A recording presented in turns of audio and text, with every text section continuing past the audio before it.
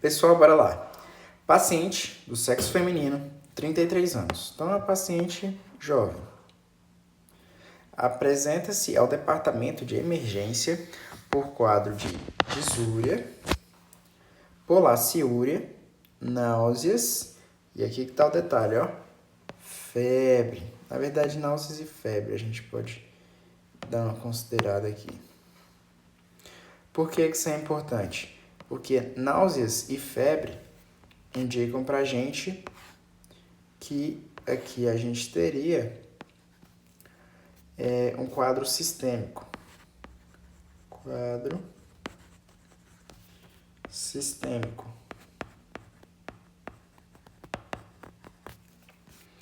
Nega corrimento vaginal, possibilidade de gestação, cirurgias ou quadros anteriores semelhantes. E isso é importante para a gente saber que tipo de exame pedir, se vai pedir ou não, porque existem alguns casos que é necessário sim o pedido de exames, né? Mas não é o caso dela.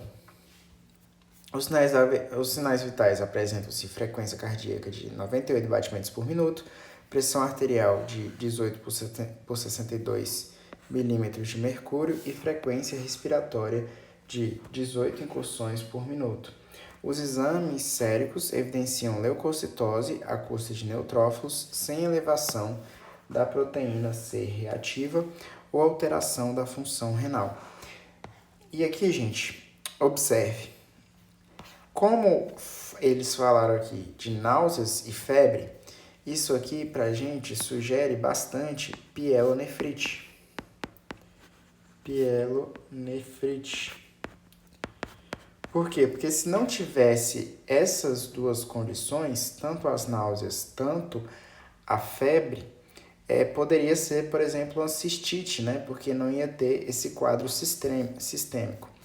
E aí ele fala aqui, ó, que sem alteração, sem elevação da proteína C reativa ou alteração da função renal. Então, o que isso significa para a gente? Significa que não teve alteração da função renal, apesar de ser uma pielonefrite. Então, a gente tem aqui que é não complicada. Já reforça isso para a gente, né? Além de ser uma mulher jovem e tudo mais, é só mais um reforço, né? Porque se fosse homem, idoso, gestante, aí seria mais preocupante, né? Então, é outra coisa que colabora para não ser tão grave, né? A urina apresenta leucocitúria, nitrito positivo. Nitrito positivo a gente lembra bastante de E. coli, né? Mas pode ser que seja outra, mas é um forte indicativo que seja E. coli.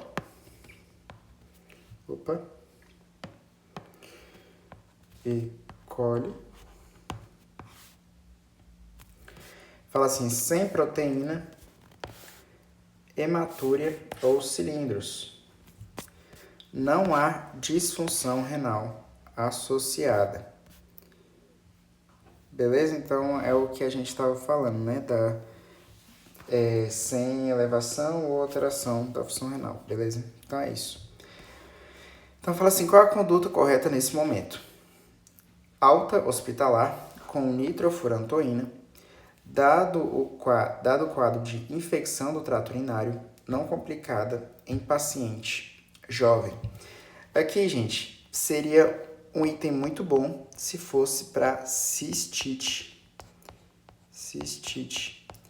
que seria justamente a inflamação da bexiga urinária, da bexiga.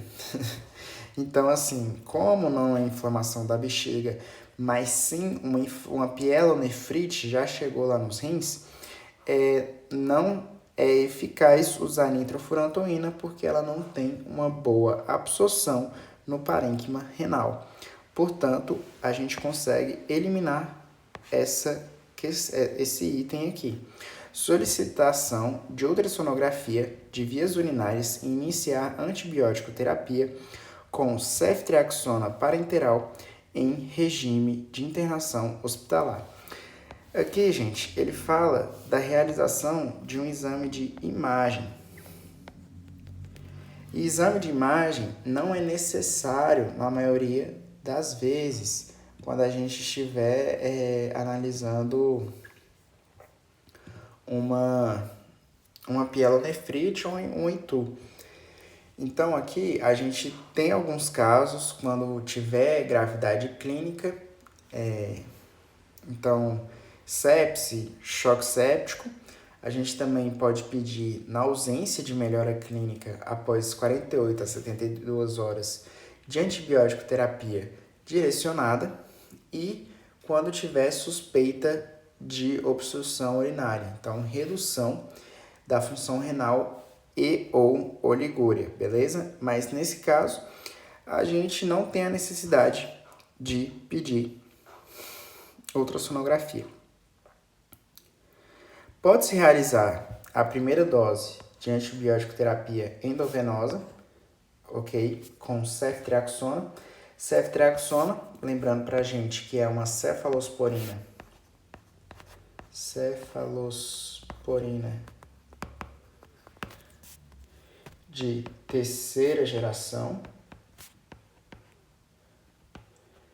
E lembrando pra gente também que as cefalosporinas, elas fazem parte da classe dos beta-lactâmicos, né? Que seria uma parte maior ali dos antibióticos, que incluiria também as penicilinas e tudo mais. E a cefalosporina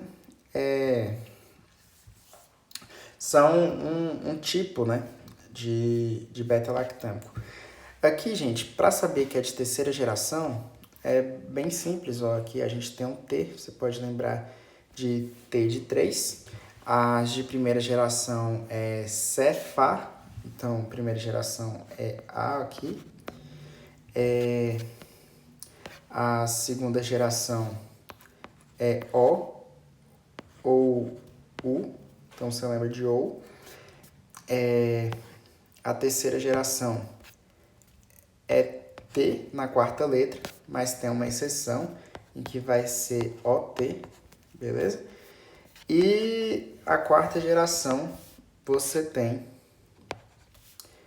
a letra E, que seria o cefepime, beleza? Então assim você consegue lembrar de cada geração de cefalosporinas e lembrando também que as cefalosporinas vão ter aquela atuação na parede celular das bactérias, beleza? No pronto atendimento, seguido de alta hospitalar com ciprofloxacino. Ciprofloxacino, agora a gente tem o caso de uma quinolona. E aí é muito usado ou ciprofloxacino ou levofloxacino. O ciprofloxacino ou as quinolonas, de modo geral, elas atuam inibindo as enzimas da replicação ou duplicação do DNA. Beleza? Então, elas vão atuar inibindo aquele que o ciclo celular das bactérias ocorra de maneira adequada. Então, aqui a gente tem um forte candidato para ser o nosso item correto. Auto-hospitalar com, eu vou só falar aqui, CMX-TMP. Dado o quadro de infecção no trato urinário, não complicada em paciente jovem. Aqui, gente, estaria correto. No entanto, por que está incorreto? Porque é justamente um quadro sistêmico. É a mesma coisa da letra A. É uma boa opção para cistite, mas não é uma boa opção para pielonefrite. Beleza? Aqui já seria uma primeira linha. Realmente, para quando a pessoa está nos primeiros casos, mas ela pode ser usada sim para pielonefrite, beleza? Mas não é a primeira escolha, beleza? A gente geralmente escolhe as ou quinolonas, né? Pode se chamar fluoroquinolonas ou quinolonas, são geralmente preferidas como tratamento de primeira linha via oral, devido à maior eficácia e esquemas curtos. Mas apesar disso, o CMX TMP pode ser uma primeira escolha e ele também é muito usado nos casos de cistite. Tanto o CMX TMP é muito usado em cistite, tanto a nitrofurantoína, tanto a fosfomicina, tá bom? E nesse caso, a gente só não vai usar o SMX-TMP justamente porque a gente preferencialmente usaria as quinolonas, tá bom?